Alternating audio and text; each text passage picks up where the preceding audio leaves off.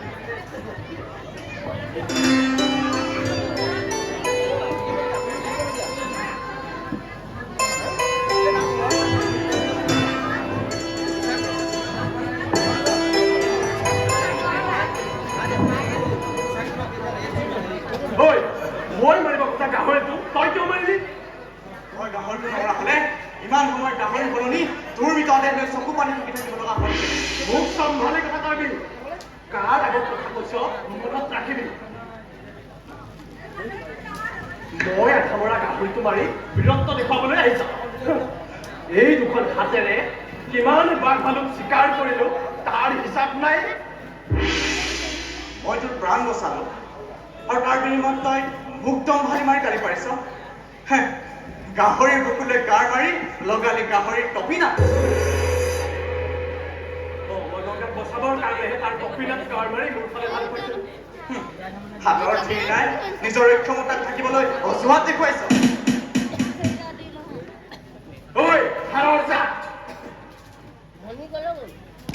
মনত ৰাখিবি, মই পূজাৰীৰ সন্তান। খং উঠিব লাগিলে তেওঁ হালে তোক হাত বাউলি মাতিব। মই হাৰৰ জাত, মৃত্যুলৈ মোৰ ভয় নাই। তহঁত পূজাৰীবোৰো বৰ ভয়াতুৰ আমাৰ হাতত মৰো বুলি আমাক ভয়তে হাৰ বজাইছ কিন্তু খং উঠিব লাগিলেও তহঁত 10টা পূজাৰী একেলগ হৈ মোৰ একো কৰিব নোৱাৰ বলিৰ কথা মই অকলে একেপাত ঘৰতে হালি থব পাৰো সাধাৰণ গাহৰি এটা গাত কাৰ লগাব নোৱাৰিলি সেই কিংকৰৰ গাত তই কি কাৰ লগাবি ধৰি বান্ধি বলিহালত সোমোৱাই দিয়াৰ পাছত বলি কটা পূজাৰী তহঁত মুকলি অৱস্থাত নহয় তোক মই ইয়াতে হালি থওঁ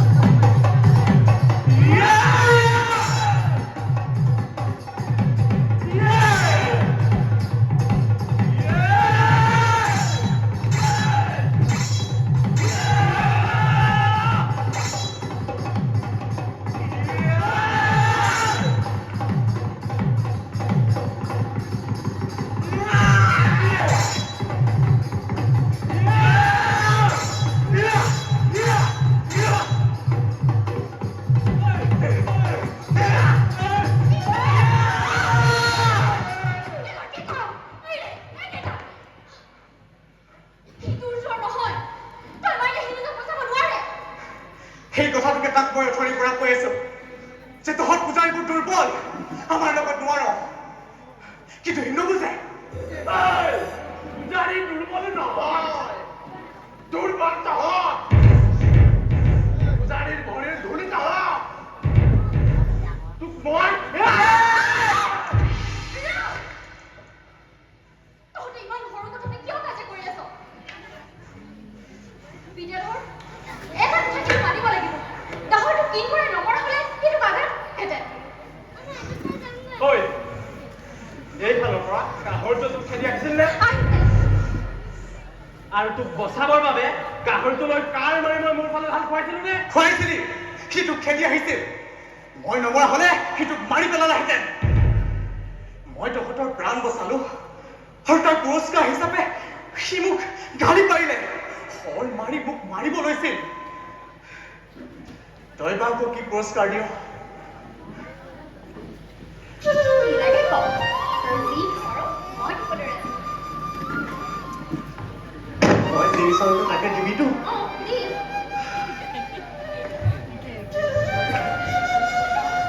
মই তোক এটা চিমা চাব বিচাৰো ধেৰ লাষ্টৰ লাষ্টৰ কথা কোনো কিয় কওঁ প্লিজ বৰ লাজ বুলি কয় নাজানি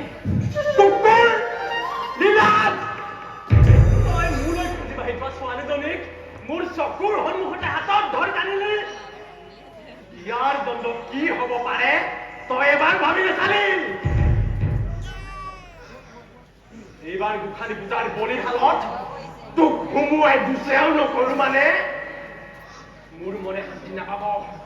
গোসানী পূজালৈ কিয় ৰ'ব লাগিছিল খং উঠিছে যদি এতিয়াই গুচেও কৰ যুঁজিছা মোৰ লগত কিহেৰে যুঁজিবি ধনুৰে কাৰণে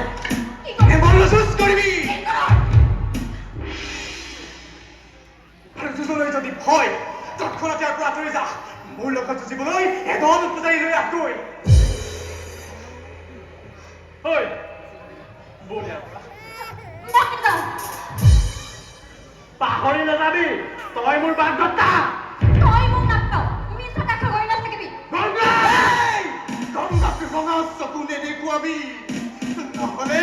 খুকুটিয়াই উলিয়াই পেলাম গংগা মোৰ দেওশালত বলি দি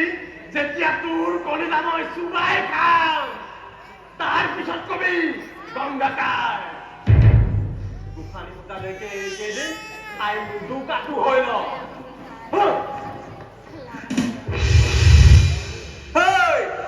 যা যা খাবি মোৰ কলিজাটো তই তাক খং উঠি কিন্তু ভাত কাম নকৰিবি কিন্তু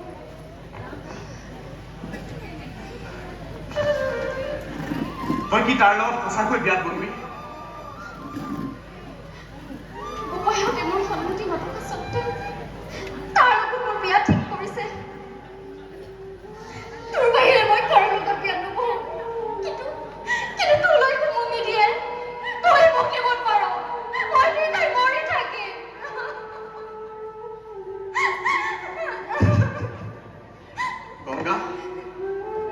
মই তোক যদি এতিয়াই লৈ যাওঁ বুলি কওঁ তই মোৰ লগত যাবিনে তই মোক নি কোনখন সমাজত ৰাখিবি কিংকৰ আমাৰ জাত বেলেগ বেলেগ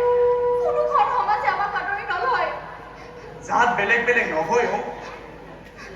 আদিতে আমি একে জাতৰ মানুহ আছিলোঁ মন্দিৰত পূজা সেৱা কৰিবলৈ লোৱাৰ বাবে তহঁতে পুৰোহিত হলি আৰু আমি তেনেকৈ থাকি গলো তেনে আমি ৰাজ বিষয়াৰ কথাটো ক'লে তেওঁ আমাক নিশ্চয় সহায় কৰিব একো লাভ নাই যে কাজে অৰাজক পূজাৰীৰ ভয়ত ৰজাও কম প্ৰমাণ ধৰ্মৰ নামত পূজাৰীয়ে ত্ৰাসৰ সৃষ্টি কৰি সাধাৰণ মানুহক ঠগি ঠগি খাইছে দেৱীৰ নামত উচৰ্গা কৰি নিজৰ পেট পুৰাইছে তই মন্দিৰৰ বৰদেৱীৰ ছোৱালী তই এইবিলাক কথা ক'বলৈ বেয়া লাগে বৰদৰে ছোৱালী হোৱাটো এতিয়া মোৰ দুৰ্ভাগ্য মই চৰাৰ বিষয় মই সকলো জানো গংগা কিন্তু উপায় মই একো ক'ব নোৱাৰো আৰু মৃত্যুৰ পাছত কেঁচুৱা অৱস্থাৰ পৰাই উপায় মোক তুলি টানি ডাঙৰ দীঘল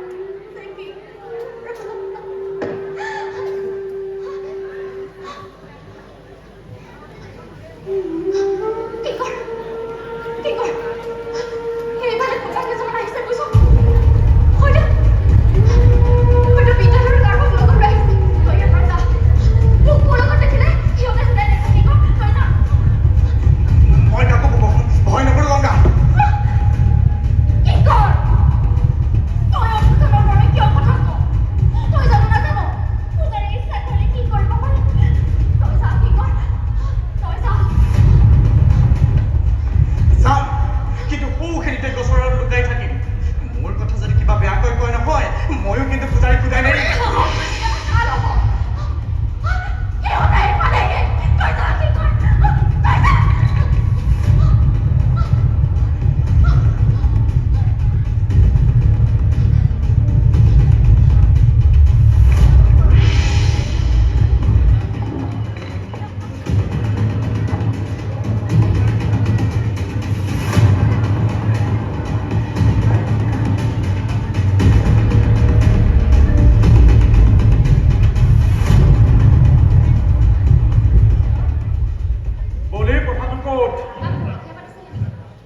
মই সুধিছো কিংকৰ ক'ত সি ক'ত মই নাজানো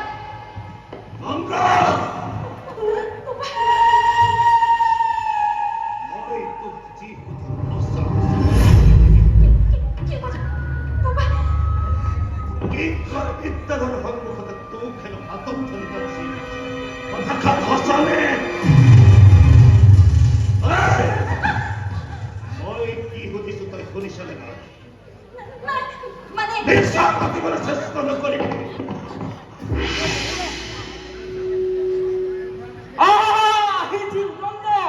একো সম্ভৱ নহয় আইজনী সঁচা কথাটো আইজনী সেই মোৰ সন্মুখতে তাইৰ হাতত ধৰি টানিছিল ঐ তই কি কৰিছিলি শিলৰ মূৰ্তিৰ দৰে চাই আছিলি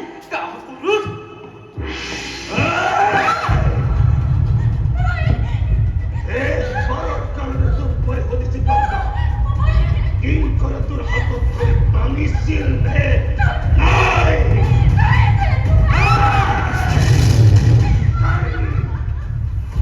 তই মোৰ বংশত তাইনি জন্ম হলি জন্ম হৈ তই মাৰৰ মূৰটো খালি আৰু এতিয়া তই মোৰ মূৰটো খাবলৈ যোজা কৰিছ তোক মই এতিয়াই কাটি দুচেও কৰিম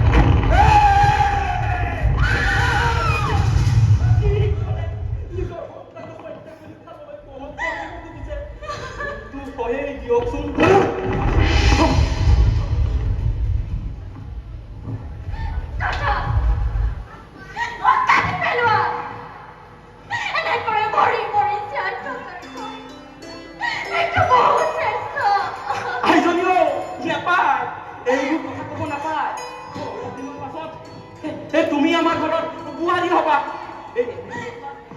কিংকৰৰ লগত মিলা মিছা কৰাটো বেয়া কথা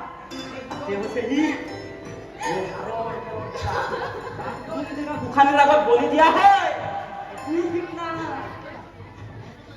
গংগা এইবাৰ গোসানী পূজাৰ পাছতেই আমি বিয়া দিম মই গোপাইহঁতৰ লগত কথা পাতিছো এইবাৰ গোসানী পূজাৰ নৰবলি কিংকৰ ময়ো ঠিক কৰিছো তাক বলি দিহে মই বিয়াত বহিম তোক কিমানবাৰ ক'ব লাগে যে তোৰ লগত মই বিয়াত নবহো লাগিলে মইতো শিকাই কৰিম তোমালোকে গোসানীৰ আগত জীৱনত কিয় বলি দিয়া গোসানীয়ে জানো কেতিয়াবা তোমালোকক কৈছে যে মোক বলি লাগে মোক তেজ ক'ব লাগে আইজনী তই সৰু হৈ আছ তই এইবোৰ কথা বুজি নাপাৱ বছৰেকত অন্তত এটা মানুহ আৰু জীৱ জন্তু এই গোসানীৰ আগত বলি দিলেহে গোসানীখন বন্ধ হ'ব এই দেশখনৰ ৰাইজক এই বছৰ তোলে ভালে কুশলে ৰাখে আৰু যিসকল বলি গোসানীয়ে গ্ৰহণ কৰে তেওঁলোকতো বৈকুণ্ঠগামী হয় যদি বলি পৌঁঠাজনৰ জীৱ বৈকুণ্ঠলৈ যায় তেনে দিনে ৰাতিয়ে মন্দিৰ পূজা কৰি বৈকুণ্ঠ কামনা কৰা সেই পূজাৰীসকলে বলি চাব লাগে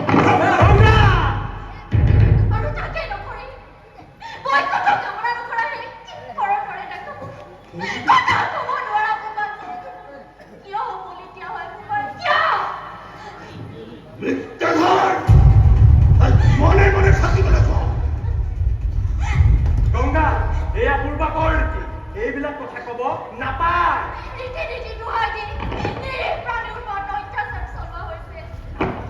জীৱ জন্তু হত্যা কৰা পাপ বড়ি কি কৰে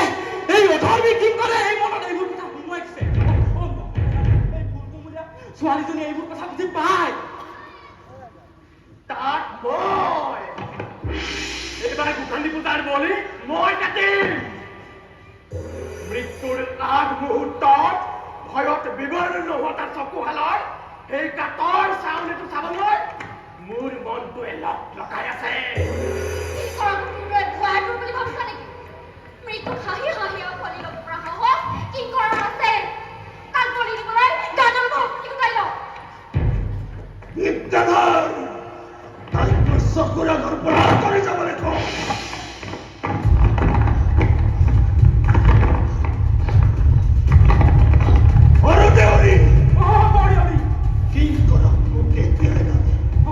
এই মুহূৰ্ততে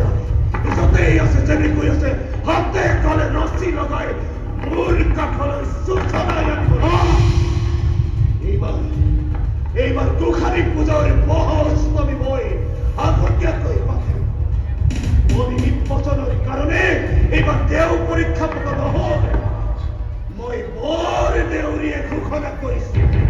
এইবাৰৰ নৰবলি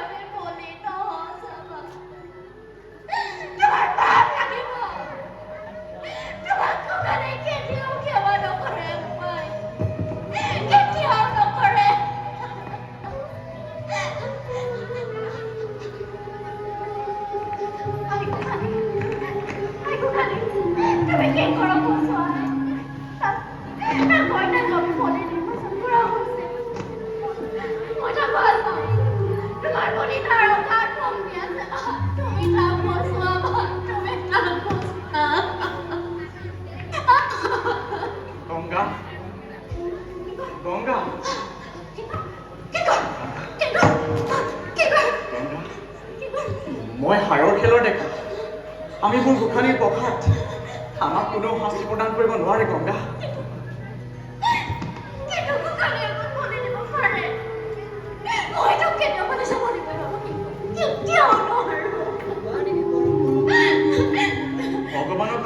মাতৃৰ ৰূপত গোসানী হিচাপে পূজা কৰোঁ। গোসানী আমাৰ মাতৃ আৰু সমস্ত জীৱ জগত তেওঁৰ সন্তান। সন্তানৰ পৰা মাতৃয়ে কি বিচাৰে? তই এনে কোনো মাতৃ দেখিছনে গংগা যি সন্তানৰ তেজ মম খায়? নাই, কোনো মাতৃয়ে নিজ সন্তানৰ তেজ মম খাব নোৱাৰে। কিন্তু মন্দিৰৰ পূজাৰীয়ে এচাম মানুহৰ লগ লাগি গোসানীয়ে খাবৰ বাবে মানুহ জীৱ জন্তু বলি দি গোসানীলৈ তেজ মম আগবঢ়াই আমাৰ গোসানীক তেজ খোৱাৰ এক দোষীত পৰিণত কৰিছে। মন্দিৰৰ দৰে পবিত্ৰ ঠাই টুকুৰা অপবিত্ৰ কৰি পেলাইছে। সঁচাকৈ যদি গোসানীয়ে বিচাৰিলেহেঁতেন মই হাঁহি মুখে বলিহালত মূৰ সুমুৱাই দিলোহেঁতেন।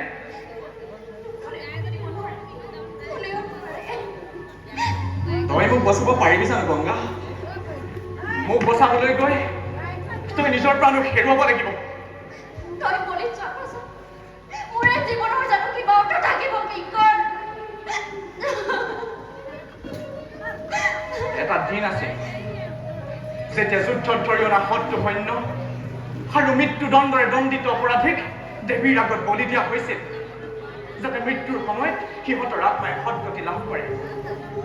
মানুহ বলি দিয়াৰ কাৰণে সাধাৰণ প্ৰজাই পূজাৰীলৈ ভয় কৰা হৈছিল আৰু তাৰেই সুবিধা গ্ৰহণ কৰি মন্দিৰৰ পূজাৰীয়ে নিজৰ প্ৰতিপত্তি বজাই ৰাখিবৰ বাবে অতি কৌশলেৰে আমাৰ মাজত এটা খেলৰ সৃষ্টি কৰিলে, যাৰ নাম হাৰৰ খেল। এই হাৰৰ খেলত প্ৰতি বছৰে এটা নিগুণী ডেকাক বলি দিয়াৰ নিয়ম প্ৰৱৰ্তন কৰিলে। পুত্ৰ সন্তান জন্ম হলে মাক বাপেকে আনন্দ কৰে, কিন্তু হাৰৰ খেলত পুত্ৰ সন্তান জন্ম হলে মাক বাপেকে হিয়া ঠাকুৰে কান্দে। ইমান কৃষ্ণ, আজি মোৰ নিজৰ ওপৰতে ধিক্কাৰ। পূজাৰীয়ে কৰা পাপ ময়ো যে মুখিবা। এই পাপৰ মই প্ৰায়শ্চিত্ত কৰিম। প্ৰায়শ্চিত্ত। এই গংগা, তই তেনেকুৱা একো নকৰিবি, নহলে মাৰৰ দৰে তোক মাৰি পেলাব।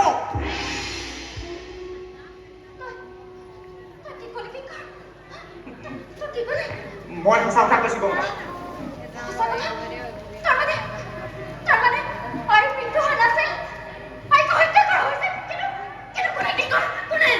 মই নাজানো।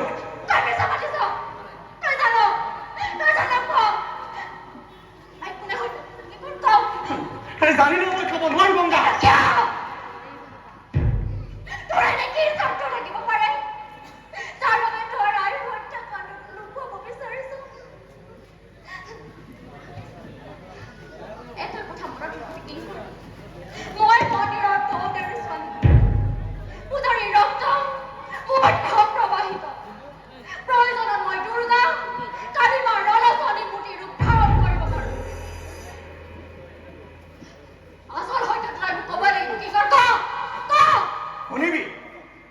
হজম কৰিব পাৰিবি জানো? আচল সত্যটো শুনিবলৈ মনত জোৰ আৰু বহুত সাহস লাগিব। আছে তোৰ? আছে। অৱশ্যে মনৰ সম্পূৰ্ণ হেৰাই গৈছে, তথাপি বহুত সাহস মোৰ এতিয়াও আছে। কোনে হত্যা কৰিছিল? মন্দিৰৰ পোহৰ দেউৰী তোৰ বোপায়ে।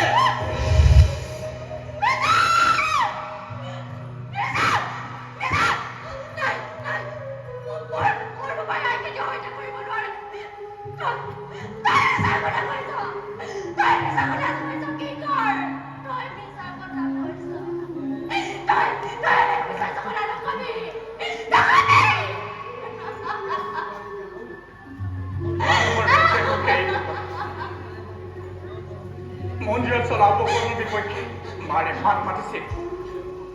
আৰু সেইটোৱেই আছিল মাৰৰ অপৰাধ। আৰু তাৰে শাস্তি হিচাপে চিৰদিনৰ বাবে তোৰ মাৰৰ মুখ বন্ধ কৰি দিয়া হৈছিল। মন্দিৰত চলা অপকৰ্মৰ বিপক্ষে মাত মাতি কেৱল তোৰ মাৰৰ যে মৃত্যু হৈছিল তেনে নহয়, মন্দিৰত চলা অপকৰ্মৰ বিপক্ষে মাত মাতি বহুজনে নিজৰ প্ৰাণ হেৰুৱাবলগীয়া হৈছে। মানুহক ভাবিবলৈ বাধ্য কৰা হৈছে যে মন্দিৰত যি চলে সেয়া শুদ্ধ, সত্য আৰু পবিত্ৰ। মাৰে ভুল কৰিছিল গংগা, তই তেনে ভুল নকৰিবি।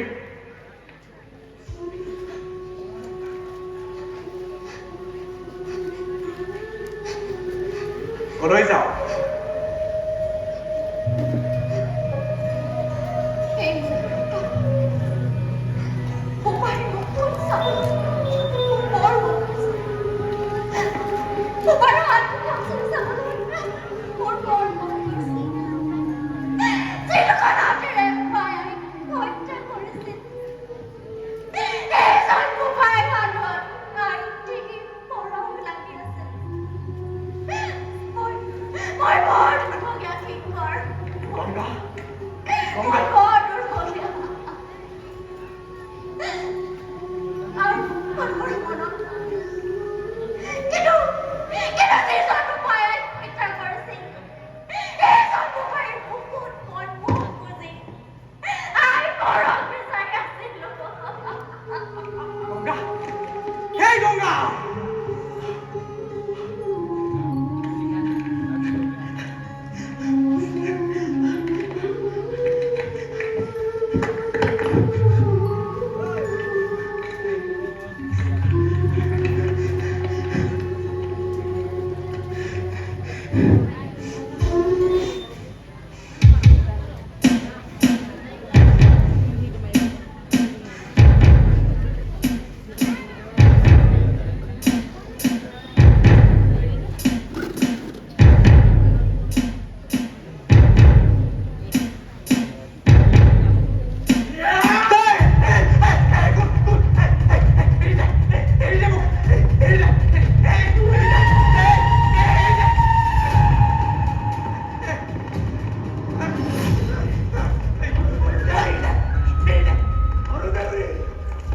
ইয়াৰ কপালত ৰঙা চন্দনৰ তিলক নাই নাই নাই ডিঙিত গহনা দুটাই পিন্ধাই দে দেৱীৰ আগত সেৱা কৰা এই মুহূৰ্ততে ইয়াক দেৱীৰ আগত বলি দিব লাগিব